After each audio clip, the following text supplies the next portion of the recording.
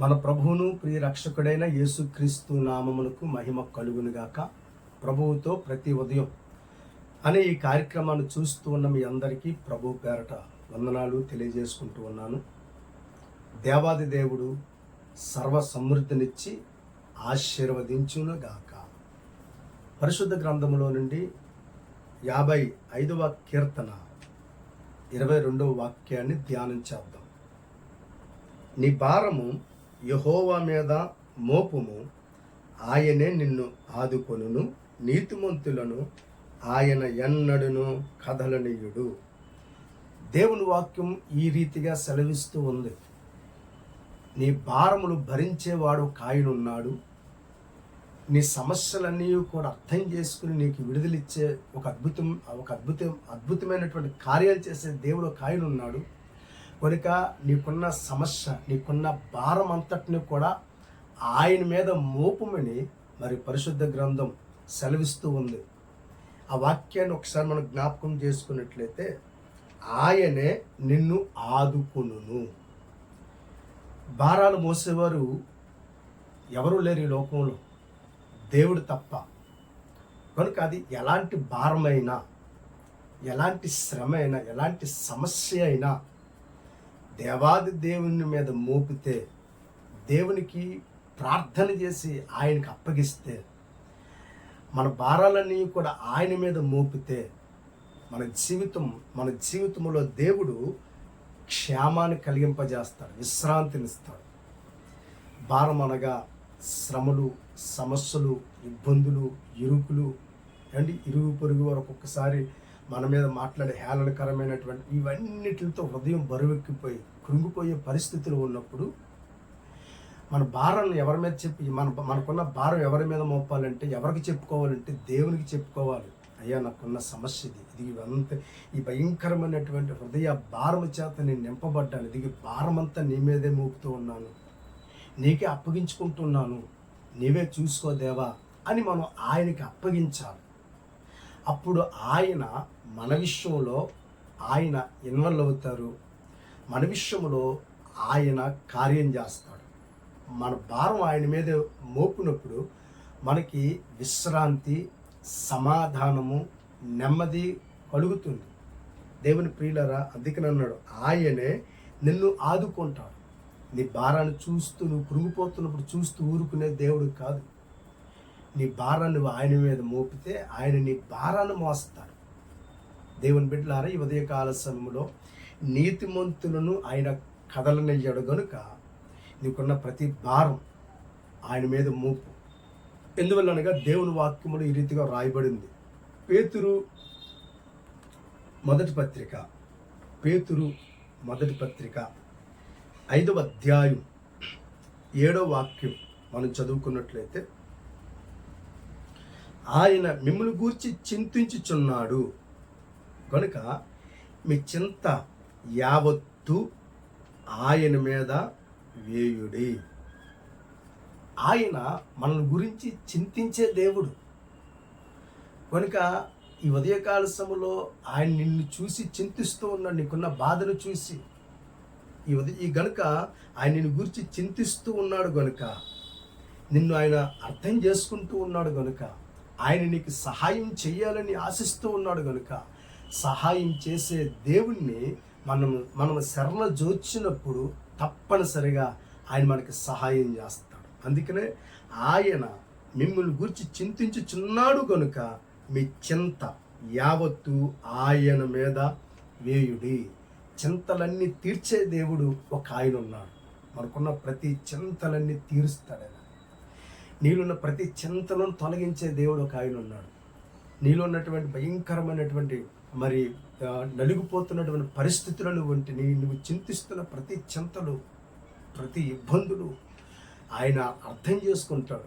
కనుక నీ చింత యావత్తు ఆయన మీద వేసినప్పుడు ఆయన నీ జీవితంలో గొప్ప విడుదలనిస్తాడు. దేవునికి స్తోత్రం కలుగునుగాక. కనుక భారం దేవుని మీద వేయండి, భారం దేవుని మీద మోపండి.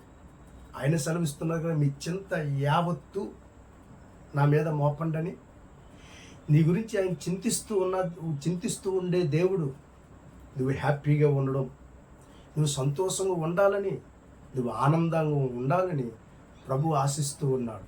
కనుక నీ చింత ఆయన మీద నువ్వు మోపి ఆయన ఇస్తున్న సమాధానాన్ని నువ్వు పొందుకున్నప్పుడు నిజంగా నీ జీవితంలో ఎంతో నెమ్మదిని, ఎంతో ఆనందాన్ని నువ్వు కలిగి ఉంటావు. ఎందువల్లంటే నీ భారాన్ని నేనే మోస్తానని సెలవిస్తూ ఉన్నాడు దేవుడు. మన భారాలు మనం మోసుకోలేమండి. మన భారాలు దేవుడు మోస్తాడు. మన కష్టాలన్నీ ఆయనకు తెలుసు. కనుక నీ కష్టకాలం ముందు ఆయనకు మొర్రపెట్టినప్పుడు ఆయన మనకి విడుదల ఇస్తాడు. కనుక మన కష్టాలన్నీ ఆయనకి చెప్పుకుని మన భారాలన్నీ ఆయన మీద మోపినప్పుడు ఆయన గొప్ప కార్యాలు చేస్తాడు.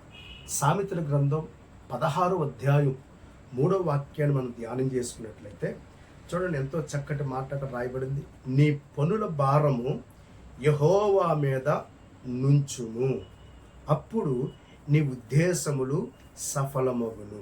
నీ పనుల భారం ఏదైనా ఒక పని ప్రారంభించడానికి నువ్వు సిద్ధపడితే దేవుని ఎదుట ప్రార్థించే, ఇక పలానా పని ప్రారంభించాలని ఆశపడుతున్నానయ్యా, ఇది చాలా భారం కలిగింది, ఇదిగో నీ మీద మోపుతూ ఉన్నాను, నా పనుల భారాలు ఇదిగో నీ మీద ఉంచుతున్నాను, కనుక నువ్వు నాకు సహాయం చేయండి.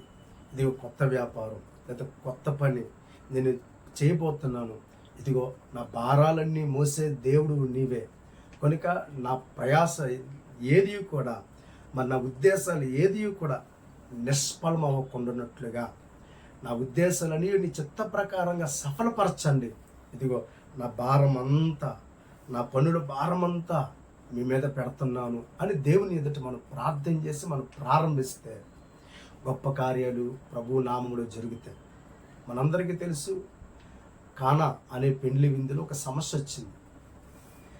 ఆ సమస్య యేసు తల్లి అయినటువంటి మరియా యేసుతో ఆ సమస్య తెలియజేశారు.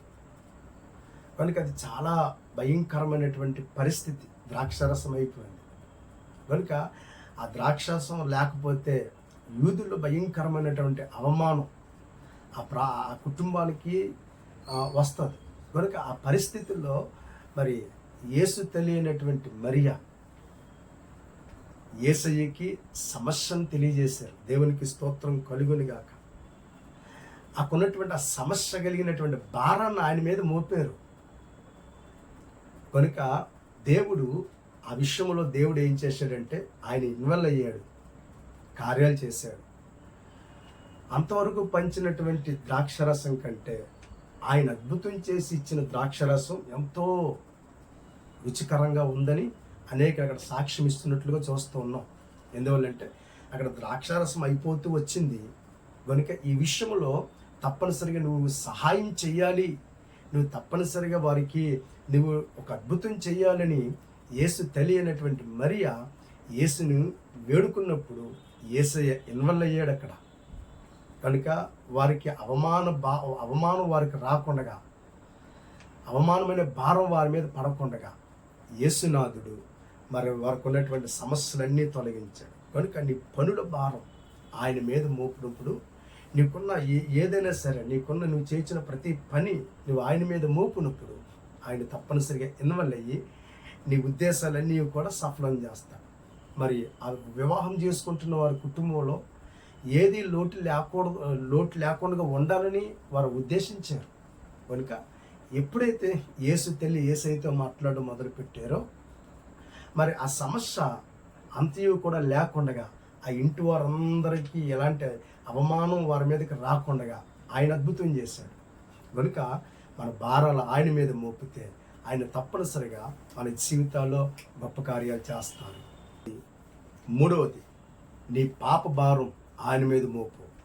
మత్తయి సువార్త 11వ అధ్యాయం 28వ వాక్యం, ప్రయాసపడి భారం మోసుకొనుచున్న సమస్త జనులారా నా యొద్దకు రండి, నేను మీకు విశ్రాంతిని కలగజేతాను. దేవునికి స్తోత్రం కలుగునుగాక.